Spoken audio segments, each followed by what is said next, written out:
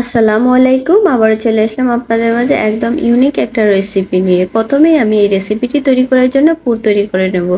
তার জন্য দেখুন কড়াইয়ে দিয়ে দিলাম নারিকেল 1 কাপের মতো, তার মধ্যে দিয়ে দিচ্ছি খেজুরের গুড়, তার মধ্যে দিয়ে দিলাম তারপরে একটি এলাচ আর এক টুকরো দারুচিনি দিয়ে এখন পুরটা তৈরি করে নেব। নারিকেলের পুর কিন্তু সবাই তৈরি করতে পারেন, তাই শর্টকাট দেখিয়ে দিলাম। পুরটা আমার রেডি হয়ে গিয়েছে, নামিয়ে নিয়েছি। এখন আমি আটা তৈরি করে নেব।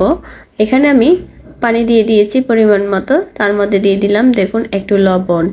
আমরা এই ডোটা তৈরি করব একদম নর্মাল যে রুটিটা তৈরি করি সেই আটাটার মতোই। এই তো এখন পানিটা বলক চলে এসেছে, এখন আমরা আটা দিয়ে দেব। আটা দিয়ে নেড়ে ছেড়ে দেখুন একটি ডো তৈরি করে নিচ্ছি। এই তো ডোটা তৈরি হয়ে গেছে। ফিরে আসছি আপনাদের মাঝে ঠান্ডা হওয়ার পর। দেখুন আমি ঠান্ডা হওয়ার পর এটাকে ভালো করে মেখে নিয়েছিলাম, মেখে লিচি কেটে নিয়েছি ছোট ছোট সাইজ করে। এখন আমি রুটি বেলে নেব। দেখুন একটি লিচি নিয়ে নিয়েছি, নিয়েই তো এইভাবে করে একটু লম্বা শেপ করে নেবেন, একটু আটা দিয়ে তারপরে লম্বা করে একটু বেলে নেবেন।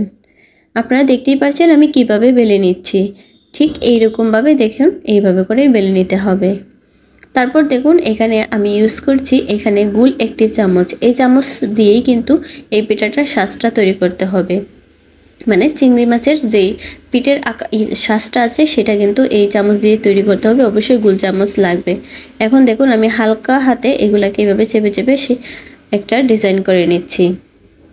অবশ্যই হালকা হাতে দিতে হবে যাতে পরের পিসটায় আপনাদের দাগ না পড়ে। এই তো দেখুন আমার করা হয়ে গিয়েছে। পরের পার্টটা দেখুন, দেখুন এখানে কিন্তু একটুকু দাগ পড়ে নাই। এই তো এখন আমি ভিতরে পুর দিয়ে নিচ্ছি। দেখুন পরিমাণ মতো পুর দিয়ে এভাবে করেই দেখুন সিল করে নিচ্ছি একটু চেপে চেপে।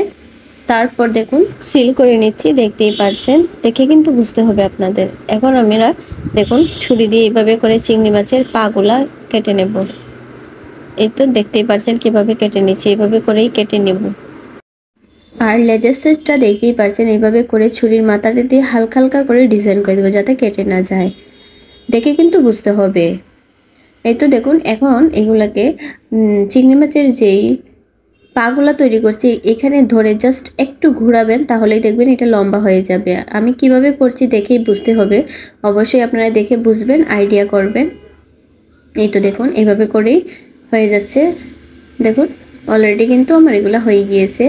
এখন দেখুন আমি দেখাচ্ছি আপনাদেরকে যে চিংড়ি মাছের চোখটা আমি এখানে একটি লবঙ্গ দিয়ে দিয়েছি। আপনারা চাইলে কিন্তু কালো জিরা ইউজ করতে পারেন, কিন্তু কালো জিরাটা ভাজার সময় খুলে পড়ে যাবে। এই তো দেখুন একটা কিন্তু হয়ে গিয়েছে, দেখতেই পাচ্ছেন। আর এই পিঠাটা কিন্তু দেখুন এইভাবে করে চিংড়ি মাছটাকে এইভাবে হালকা করে বাঁকা করে দিতে, 2 হাত দিয়ে চেপে অবশ্যই হালকা করে বাঁকা করবেন। আর অবশ্যই চাপটাও একটু বুঝে শুনে দেবেন, তা না হলে কিন্তু ভেঙে যাবে। একটা কিন্তু হয়ে গেল, আমি আরও একটা পিঠা আপনাদেরকে দেখিয়ে দিচ্ছি। সেম প্রসেসিংয়ে পিঠাটি তৈরি করে নিচ্ছি। দেখুন আপনারা আজকের এই রেসিপিটা যদি আপনাদের কাছে ইউনিক মনে হয়, ভালো লাগে, একটু হলেও আপনাদের ভালো লাগে, তাহলে অবশ্যই আমার এই ভিডিওটি শেয়ার করে দেবেন।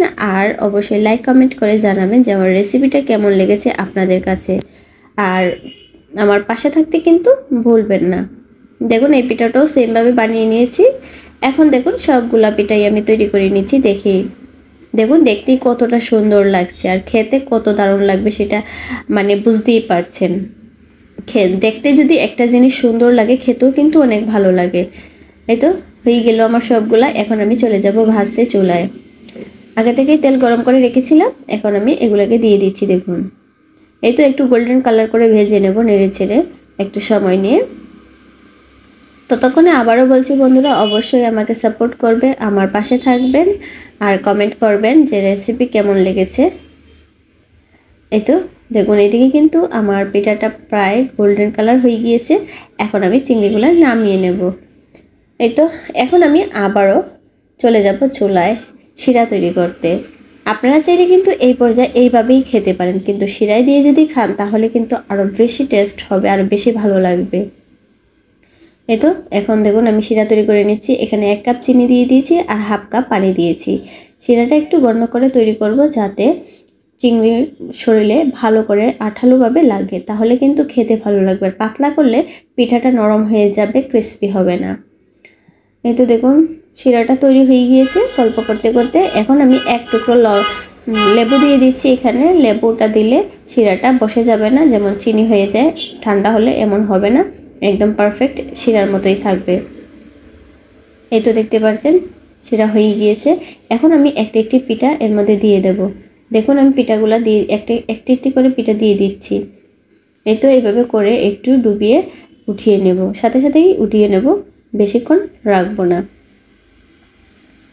এই তো দেখুন মাশাআল্লাহ দেখতে কতটা লোভনীয় লাগছে আর কতটা সুন্দর লাগছে চিংড়ি মাছের এই পিঠাগুলা। একবার ট্রাই করে দেখতে পারেন, খেতে কিন্তু দারুণ লাগে।